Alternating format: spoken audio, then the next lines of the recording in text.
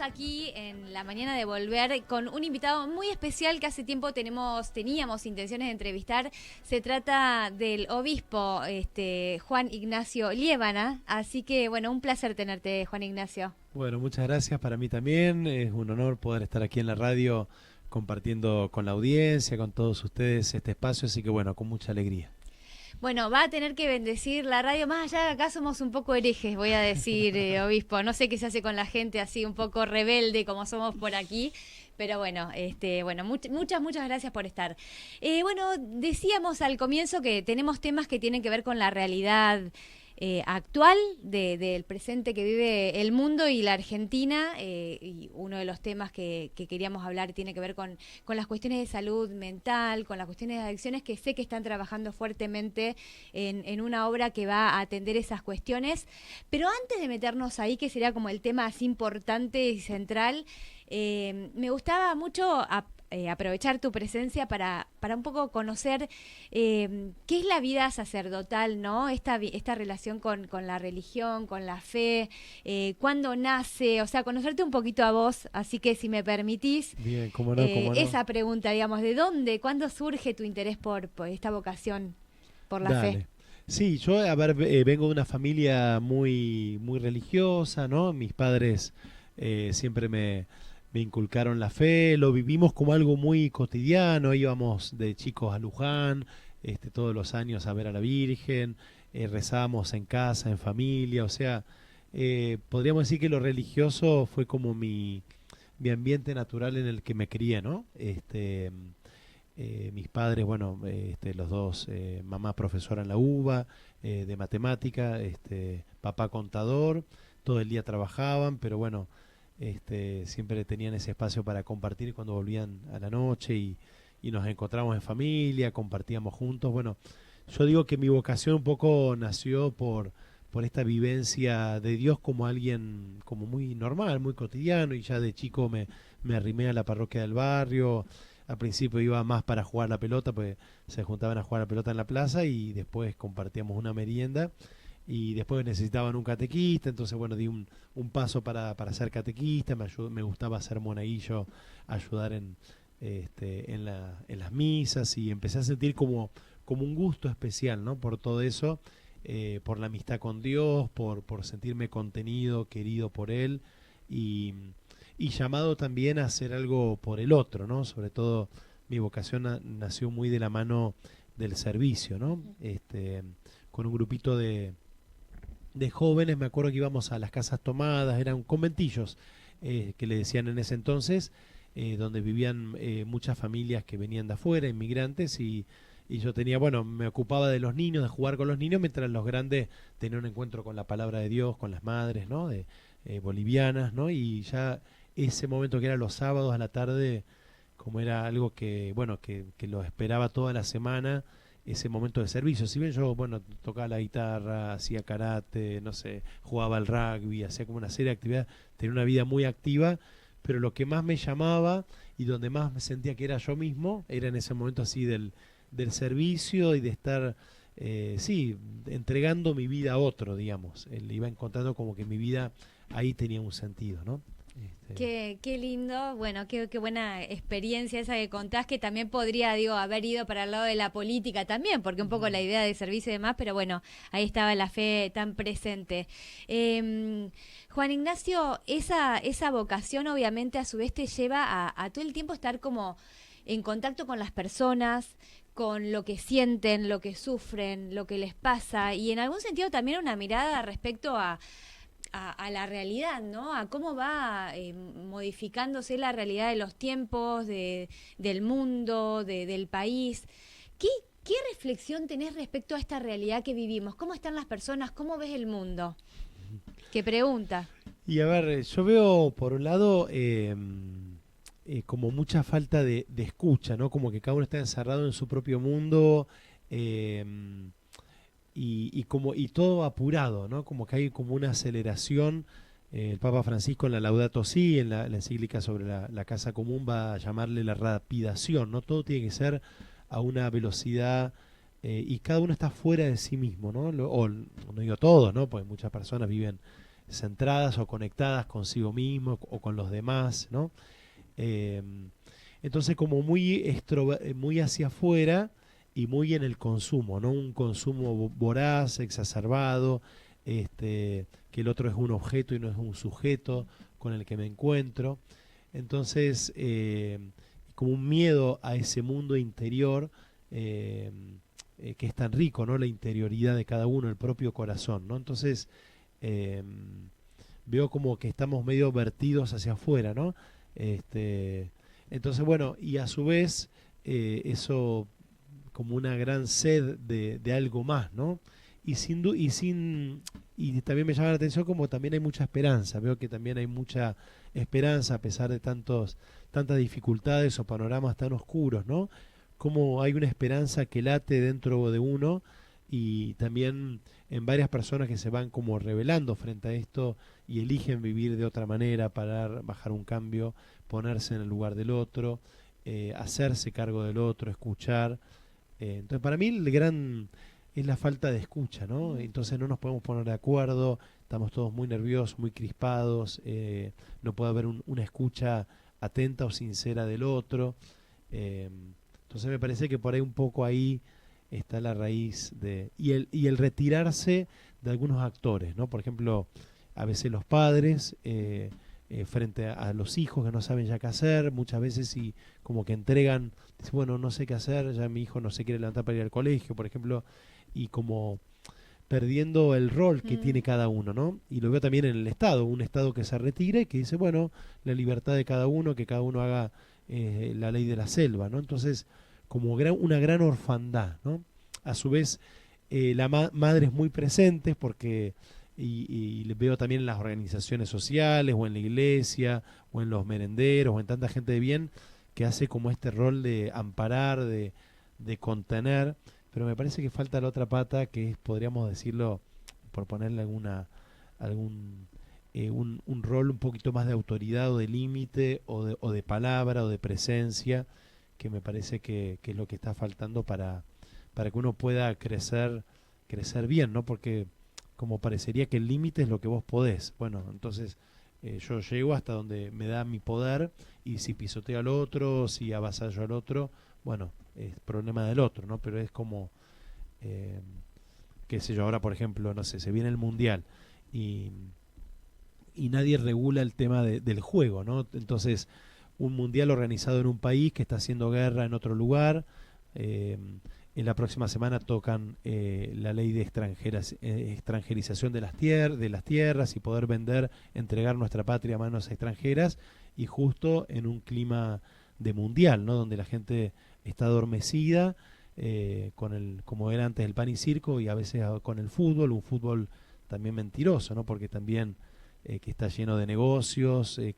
con multinacionales, con empresas de apuestas, jugadores que muestran en su remera que digamos que impulsan al juego online y nadie protege a los más pequeños que están con un celular y que ahora el problema son las deudas y qué hacen cuando se han comprometido el sueldo de sus padres en las apuestas, ¿no? Entonces, ¿quién cuida, no? Entonces como una ausencia de alguien que cuide, que se haga cargo, ¿no? Que no se regula solo, esto tiene que haber actores que tienen que estar presentes, no se pueden retirar, ¿no? Qué interesante lo que decís y mientras te escucho se me disparan un montón de preguntas porque tienen que ver por un lado con el trabajo que viene conduciendo la iglesia aquí en Chascomús. Recién hablabas de las apuestas online y están las dos cuestiones. Por un lado de la tecnología, tenemos al Papa León XIV que ha sacado una encíclica, su primera encíclica, donde está muy presente la cuestión de las tecnologías y la inteligencia artificial. Por el otro lado, el trabajo que vienen haciendo desde la iglesia respecto al monasterio Gándara y la posibilidad de conformar ahí un espacio de cuidado, de protección para chicos y chicas que están con problemas de adicciones. En esta doble cuestión, ¿qué podés compartir? Si querés arrancamos un poquito con una reflexión respecto a esta encíclica que obviamente es muy, muy nutrida, tiene mucho contenido, pero un repaso de qué lectura haces respecto a eso. Y luego, si te parece, bueno, que compartas cómo está este trabajo en el monasterio. Bien. Sí, la encíclica la estoy leyendo todavía, muy entusiasmado porque la verdad que hermoso todo lo que vengo leyendo, estudiando más que porque, bueno, un tema lleva a otro y lleva a otro. A ver, lo que hace el Papa es un repaso de los principios de la doctrina social de la Iglesia, es decir, el Papa como que reivindica el rol de la Iglesia en cuanto que por los 2000 años de tradición, de personas que han pasado y de pensamiento, ¿no? Tenemos algo para decir para el mundo, respetando la autonomía de de la sociedad civil. No se puede, digamos, no podemos intervenir en la sociedad civil como iglesia, que son dos sociedades distintas, pero tenemos una palabra autorizada para dar una lectura o para invitar a la reflexión, ¿no? Entonces, el Papa va haciendo como un recuento desde la primera encíclica social, allá en 1891, con León XIII, que de alguna manera le da inspira ponerse su nombre León XIV, porque él se da cuenta que estamos a las puertas de otra revolución, ¿no? En ese entonces, la revolución industrial, que ponía en peligro a los trabajadores, quién los amparaba frente a patrones que, bueno, los metían en una fábrica y los ponían a hacer cosas sin día de descanso, sin capacidad de asociarse, con horas, con niños trabajando, con horas, con muchas horas de trabajo. Bueno, la Iglesia ayudó a regular, ¿no? Decir, bueno, los trabajadores tienen el derecho de asociarse para reclamar sus derechos, para exigir que el salario sea proporcional a su trabajo y que vaya en cuanto a la dignidad de la persona para sostener una familia. Entonces el Papa va recogiendo las enseñanzas de los distintos papas a lo largo de estos 100 años, 135 años se cumplió de la 35 años, sí, de la primera encíclica social. Entonces el Papa se enmarca dentro de esa línea y lo que hace la Iglesia es leer con los principios que tiene, dados por Jesús en el Evangelio, lee la situación de cada momento y ahora ante la revolución de la inteligencia artificial y de la era digital, bueno, cómo también podemos invitar a que haya una cierta regulación, que no a poder desenmascarar, ¿no?, los poderes que están detrás, ¿no?, muchas veces antidemocráticos. Una de las cosas que dice en la encíclica es el peligro es que todo esto está en manos de privados, ¿no? Entonces, al estar en manos de privados, ¿quién lo regula? ¿Quién nos cuida, ¿no? ¿Quién cuida la selección de los datos, la entrega de datos?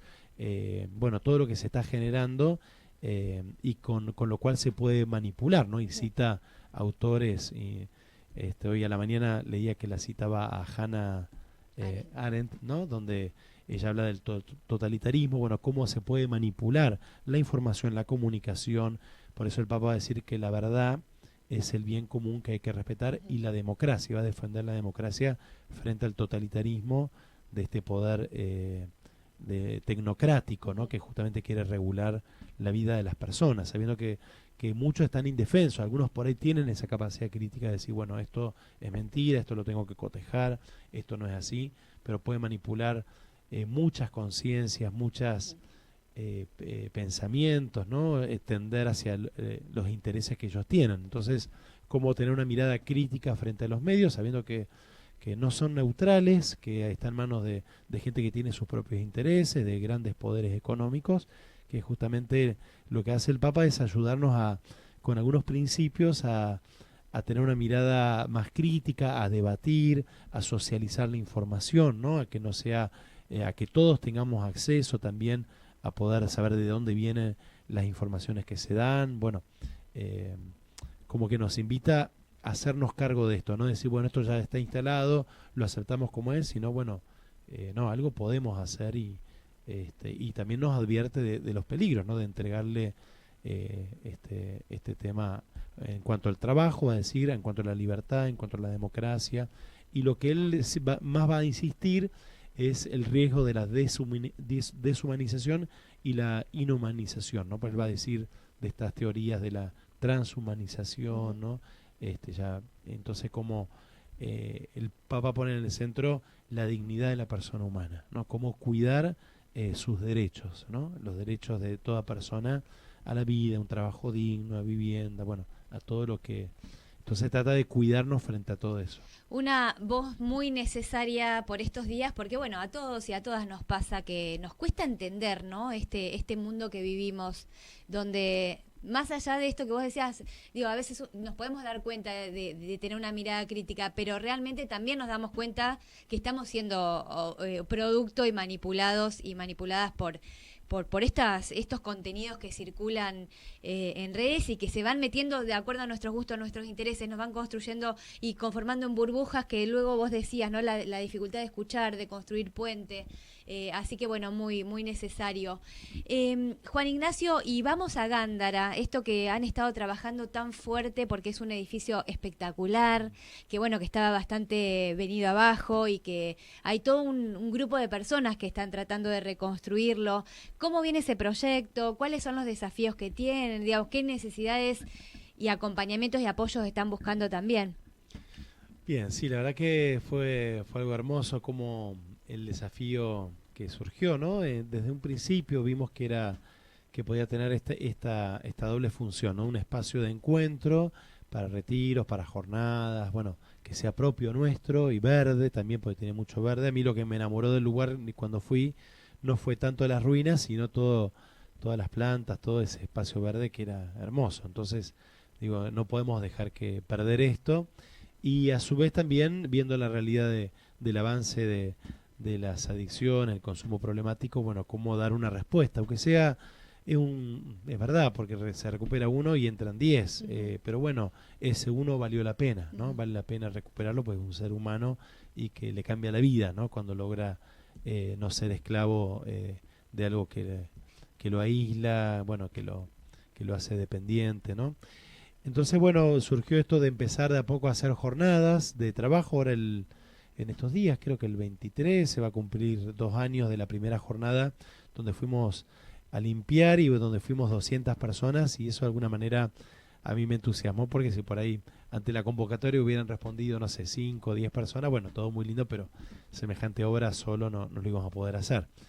Y lindo pues involucró a todas a gente de las distintas localidades, gente que le tiene mucho aprecio, porque ahí muchos hicieron retiros, encuentros y les marcó la vida, el espacio, ¿no? Totalmente. Entonces como que fue una fibra que tocamos ahí en el corazón de mucha gente y entonces bueno, nos animamos y mucha gente se le iluminaban los ojos cuando decíamos Gándara, o muchos que cuando iba recorriendo la diócesis me decían, bueno, padre, hay un lugar ahí en Gándara, qué lindo sería recuperarlo. Entonces, bueno, ni bien no empezamos a organizar estas jornadas mensuales de limpieza, ¿viste? Donde iba gente de todas las edades, iba gente mayor que nos acompañaba con sus oraciones, estaba sentadita en su reposera rezando el rosario, compartíamos el almuerzo, después seguíamos trabajando, celebramos la misa. Como fue una obra muy integradora porque integró las edades, las localidades, nos hizo sentir familia, nos hace sentir familia diocesana. Todos éramos necesarios, la oración pero unida al trabajo, no solamente la oración como algo desconectado de este mundo, sino bueno, rezar para que pudiéramos tener la fuerza para recuperarlo, para que se eliminaran todos los obstáculos para poder llevarlo adelante, y bueno, y así fue. Y el primer espacio que recuperamos fue la iglesia y la casita que está adelante, en la que se ve desde la ruta, que es donde actualmente están viviendo los chicos, ¿no? Ya hace un año, en junio se va a cumplir, sí, ahora en este mes se está cumpliendo un año de que ya ahí están viviendo actualmente 15 jóvenes, ¿no? Apropiándose del lugar, ya tienen huerta, tienen gallinas ponedoras, tienen, ¿cómo se dice?, conejos, bueno, y se autosustentan. Bueno, también la comunidad se acompaña mucho para ayudarle para el tema de la comida o los gastos que ellos tienen. Así que, bueno, se creó toda una red que podríamos decir que todos se apropiaron del proyecto, digamos. Entonces, eso es lo lindo porque es algo que ya trasciende el obispo, sino que es algo de todos. Yo por ahí soy la cara visible o pero en verdad es algo que ya todos se lo han apropiado porque todos han puesto y están poniendo su cuerpo, su dedicación, su entrega para que esto pueda seguir adelante, ¿no? ¿Y cuentan con apoyo profesional, digamos, de psicólogo, equipo y demás? Este modo de que les proponemos acá, que es según una modalidad que se llama el cenáculo, que fue una comunidad fundada en Italia por una monja que veía la problemática y bueno, le dieron una casa muy parecida a las condiciones en las que estaba Gándara, la recuperó, y ella sostiene que a través del trabajo, la oración, la espiritualidad y el sentido de la vida y la buena amistad, uno empieza a conectarse bueno, con lo más profundo que uno tiene y bueno, en la modalidad que ellos proponen es sin profesionales, solamente ellos viven. Ellos mismos a los 15 viven, hay un coordinador que estuvo más años en la comunidad. Ellos no le llaman lugar de rehabilitación, sino comunidad. Entonces se reconocen como una comunidad que los anima, les hace una propuesta de 3 años, es muy exigente también el lugar, porque a las 6 de la mañana se levantan, rezan un rosario, salen a trabajar ahí mismo, vuelven, cocinan, bueno, tienen todo impecable, reordenado, vuelven a hacer otro rosario al mediodía y otro rosario a la noche, hacen los días viernes ayunan, comen pan y agua, así tiene una profunda, con mucha espiritualidad lo van haciendo. No es la única modo de rehabilitarse, hay otras. A ver, en esto todo sirve y todo ayuda. Hay gente que por ahí esto le va a cuajar más, otro por ahí algo tan exigente y tan, podríamos decir, tan radical no le va a ayudar, pero bueno, es lo que ahora contamos. La idea es poder seguir abriendo espacios como el que tenemos en el San Cayetano, el Hogar de Cristo, como que tenemos en Bransen, en el barrio La Parada también, con una modalidad un poquito más abierta, de acompañamiento, también con profesionales, y también en la costa, en Las Toninas, también estamos queriendo abrir otro Hogar de Cristo, así que bueno, acompañando la realidad de las adicciones, ¿no? Que la verdad que no conocía el proyecto, que era tan radical como lo estabas diciendo. Hay 15 personas, decís, claro. ¿Jóvenes de ambos sexos? Solo varones. Ellos se manejan solo varones y estaba en un tiempo la posibilidad de abrir uno de mujeres, pero después vimos que iban a tener poco espacio porque no es grande, el lugar son 4 hectáreas. Y no queremos desmontar todo. Ellos trabajan mucho con el tema de la huerta y eso, y para las mujeres iban a necesitar también otro espacio, entonces no íbamos a poder. Una primera experiencia que habrá que ir evaluando también hacia adelante. Es el primer año, decías, quedan 2 años por delante y luego se pueden ir incorporando nuevas personas. Claro, igual tiene mucha rotación, como hay otra casa en Pilar, otra en Catamarca. A veces hacen cambio de casas porque ven que un chico por ahí va a andar mejor en otra casa o tuvo problema en una casa, por ahí se pelearon, entonces los trasladan. Es verdad que para que puedan convivir los dos proyectos, para que por ejemplo uno pueda, no sé, hacer campamentos con niños, con menores y que estén seguros, que estén cuidados, entonces necesitamos un estilo de casa que sea de esta manera, ¿no? Claro. Entonces por eso optamos por un modo de rehabilitación a través de la comunidad del cenáculo, ¿no? Y fue la que apareció a la par de que íbamos haciendo todo esto. Providencialmente cerraron una casa en Mercedes, quedaron chicos sin tener un lugar donde ir, entonces bueno, fue como todo que se fue dando muy providencial. Bueno, qué bien, seguiremos de cerca la cuestión. Tenemos, ya para ir cerrando, porque se nos pasó, tengo 10 millones de preguntas para hacerte. Una indiscreta, ¿la puedo hacer? Te recomprometo. Sí, no, para nada. La indiscreta es, qué difícil, porque el señor obispo tiene alta facha, debo decir. Oh, gracias, mirá. Entonces, digo, ¿qué debe ser? Tenés que gestionar ahí, ¿no? Como que debes enamorar a mucha gente cuando entre la palabra, la facha, el rol, también que es un rol de poder también el que tenés, y supongo que lo sabés. Sí, ¿Cómo se gestiona eso? No, a ver, la verdad que yo creo que estando enamorado de lo que uno hace, digamos, yo gracias a Dios en todos estos años, tengo 22 años de cura, nunca nadie se desubicó, digamos, porque me parece que cuando uno está seguro de lo que hace, de lo que quiere y de lo que lo entusiasma, como que de alguna manera la otra persona se ubica, o sea, la otra persona va a avanzar de acuerdo a lo que uno muestra. Bueno, si uno dice, bueno, hay agua, tirate en la pileta, bueno, el otro se va a tirar. Pero si uno dice, no, mira acá que no hay agua, pues no.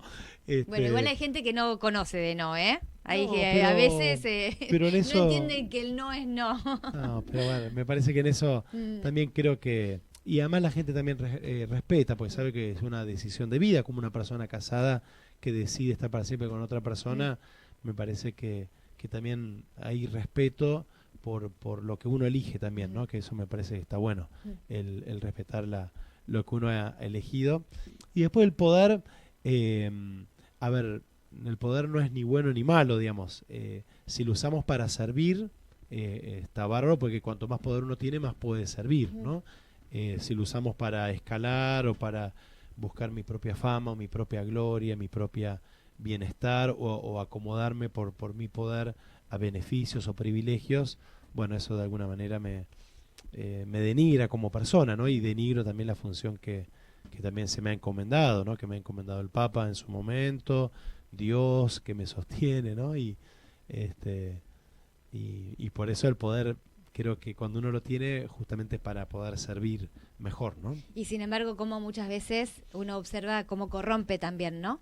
Sí, a ver, yo creo que el tema es eso. Por eso el otro día también hicimos un encuentro de políticos, ¿no? Que estuvo muy lindo en Gándara.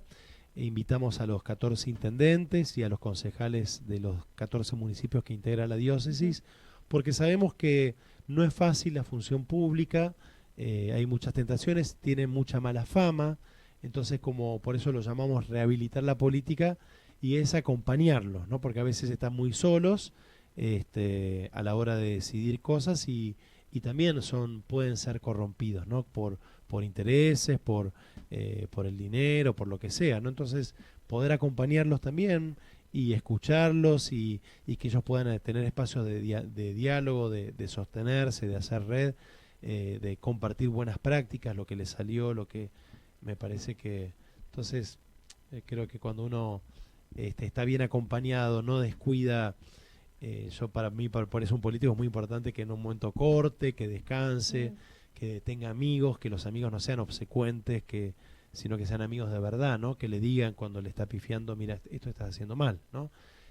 Poder corregirlo al otro, ¿no? Como me pasó también en otro espacio, ¿no? En otro ámbito, de corregir o de llamarle la atención a un intendente, no acá, ¿no? Pero que estaba, sí, que tenía problemas de adicción, entonces ayudarlo, decir, che, necesita una mano, pues por ahí, al ser alguien público nadie lo puede ayudar porque no pide ayuda o va a algún grupo y se hace público su problema.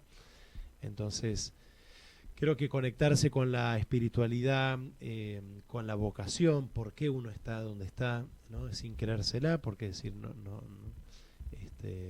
manteniendo la humildad, la sobriedad, ¿no?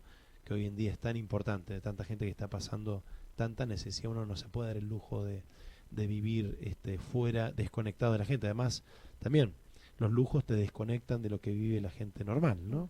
En la lucha cotidiana por el mango. Entonces me parece que esos son algunos tips que a mí me ayudan para para que el poder no te haga perder la cabeza, ¿no? Bueno, un rol muy muy necesario y muy importante el que están ocupando del obispado, también esta convocatoria a organizaciones para cuestiones que tienen que ver con salud mental y adicciones.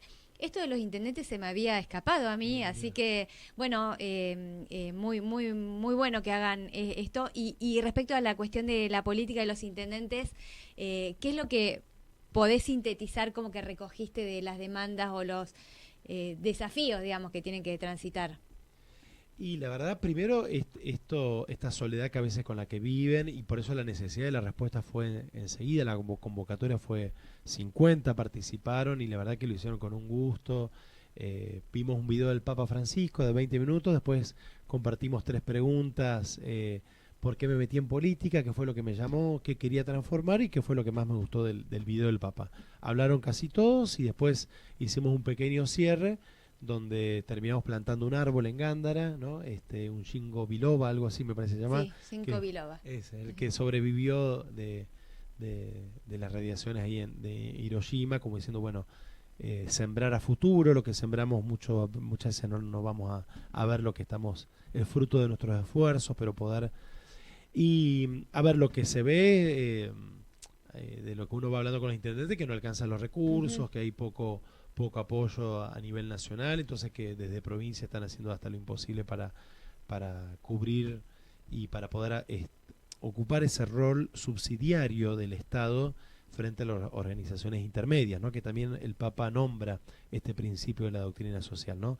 La justicia social, dice el Papa, en Magnifica Humanitas, León XIV, la subsidiariedad, el principio de solidaridad, el principio del bien común, ¿no? Y del cuidado de la casa común.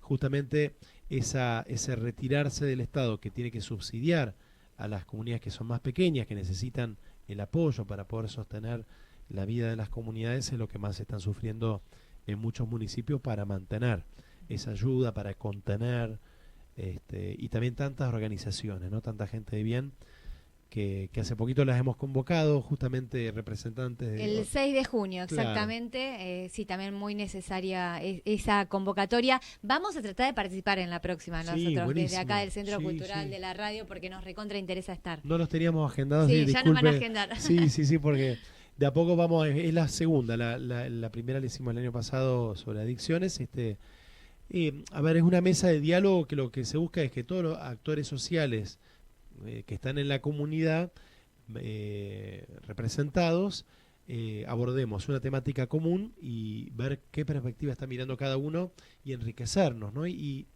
hacer este ejercicio del diálogo que a veces nos cuesta tanto, ¿no? Que lo pudimos hacer también cuando hicimos lo de los políticos, que había distintas fuerzas, distintas procedencias, y sin embargo pudimos dialogar, pudimos llegar a consensos.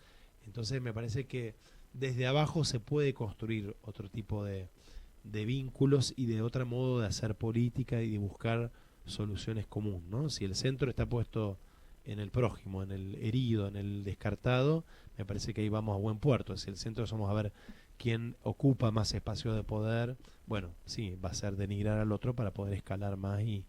Pero si el centro está en el vulnerable, en el que sufre, en el que está quedando al margen, me parece no tenemos que perder el eje. Justamente eso nos va a ayudar a crear políticas a largo plazo, a dar mejores respuestas a los que más sufren. Bueno, tenemos que cerrar. Escritura. Tenés publicaciones hechas. Qué lindo ahí la relación con la escritura y también la lectura, ¿no? Ahí qué podés recomendar, si hay alguna obra que para vos es importante, de lo que escribiste, o bueno, también cómo es tu experiencia con la escritura, o de la lectura de lo que te parece que todo el mundo tiene que leer. Cerramos con esa propuesta. A ver, escritura, sí, escribí 4 libros, siempre me gustó cada tanto, a mí me gusta mucho rezar, le dedico mucho tiempo a la espiritualidad, soy una persona muy activa, pero me parece justamente por eso, porque le dedico mucho tiempo, entonces las acciones brotan de un lugar un poco más genuino, ¿no? No tanto del hacer por hacer, sino de una fuente que trato de escuchar y de estar conectado, ¿no? Que es donde Dios vive en el corazón de cada uno. Y eso me hizo ponerle palabra a experiencias que me hacen bien y que no quiero que se me escurran como el agua entre los dedos, entonces que fui escribiendo. Fue el Papa Francisco el que me animó a publicar. Yo mandaba cada tanto, cuando llovía en Santiago, viví 15 años en Santiago, no tenía asfalto donde vivía, entonces era hasta el ripio llegaba hasta el pueblo donde yo vivía y tenía 55 comunidades en el campo, todas que llegaba por caminos de tierra. Cuando llovía me tenía que quedar en la casa. Entonces, digamos, o no sabía qué hacer con el tiempo, entonces muchas veces me sentaba a escribir y eso se fueron convirtiendo en relatos que compartía por mail. En ese entonces tenía acceso a internet una vez al mes cuando iba a Santiago capital, mandaba el mail y una vuelta el entonces Bergoglio me dice: Juan, ¿y no querés con todo lo que escribiste recopilarlo y publicar un libro?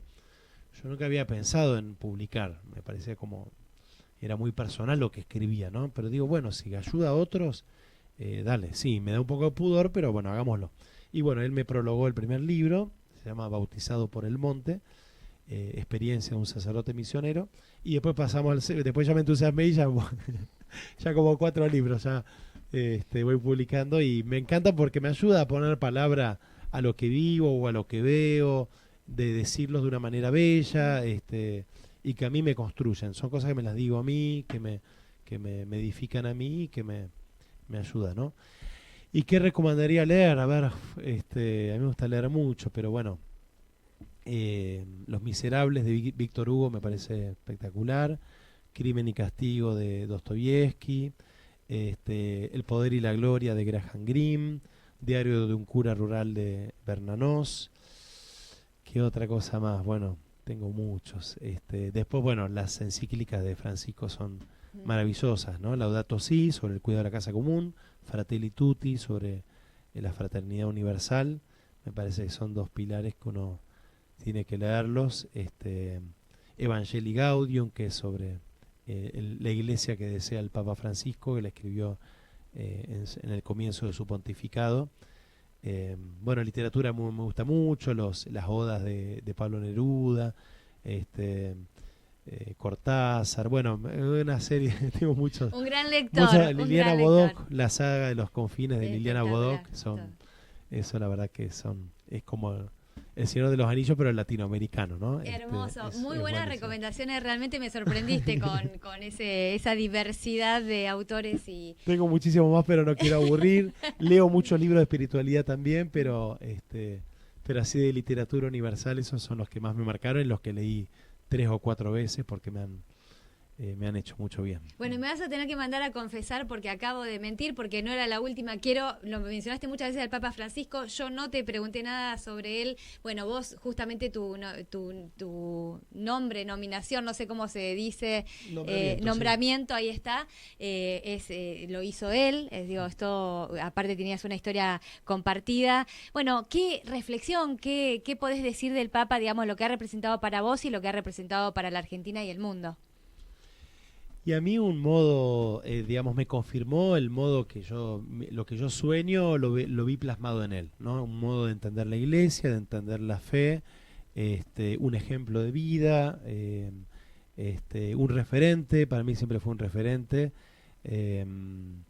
un padre, porque bueno, 28 años de mi vida fueron como obispo él y después como papa, así que un líder mundial realmente que nos abrió la cabeza a todos, que todavía recién lo estamos empezando a conocer y a entender, ¿no? Tantas cosas que fue hablando con tanto coraje, con tanto... Entonces, la verdad que, bueno, para mí es el Papa también que necesitamos para este momento de la historia, ¿no? El cuidado de la casa común, la ecología integral. El que no haya leído Laudato Si los invito porque nos ayuda justamente a mirar la creación, a mirarnos a nosotros, a mirar a los humildes que van quedando fruto de la crisis del cambio climático, producto de nuestro maltrato a la naturaleza, a nuestra madre tierra. Estamos viendo las consecuencias en los más humildes, los más pobres. Entonces el Papa nos invita a buscar que no es una sola, no son dos crisis separadas, la ecológica y la social, sino una sola, la socioambiental. Eso es una genialidad, ¿no? Porque por ahí teníamos los ambientalistas que decían no cuidemos a tal especie, pero a su vez por ahí no decía ninguna palabra de los desnutridos en África o de acá mismo.